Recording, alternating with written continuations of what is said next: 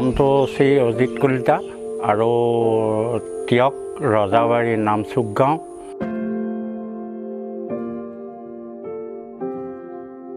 মোৰ ককা দেউতা মৰি গ'ল, ময়ো বুঢ়া হ'লোহি।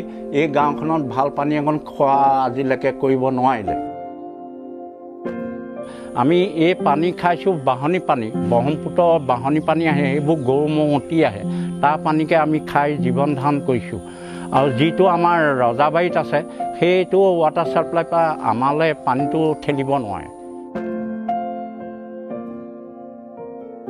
নোলোৱাৰ কাৰণে আমি ভাবিলোঁ যে আমি আমাৰ জেগালৈ এটা পানী যোগান আঁচনি আনো।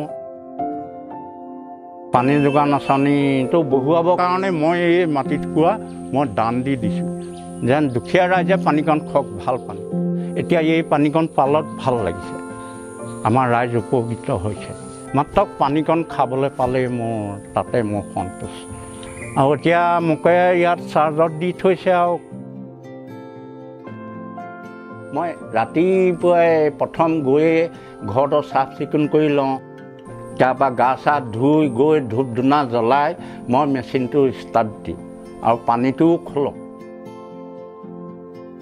তেখেতে কিন্তু এই মানুহৰ অভাৱটো, পানীৰ যিটো অভাৱ, এটা মানে ভাল পানী অকণ কেনেকৈ খায় ৰাইজে, সেই চিন্তা চৰ্চাটো যে তেখেতে আহিলে, সেই ত্যাগৰ শলাগটো প্ৰত্যেকজন মানুহে লৈছে।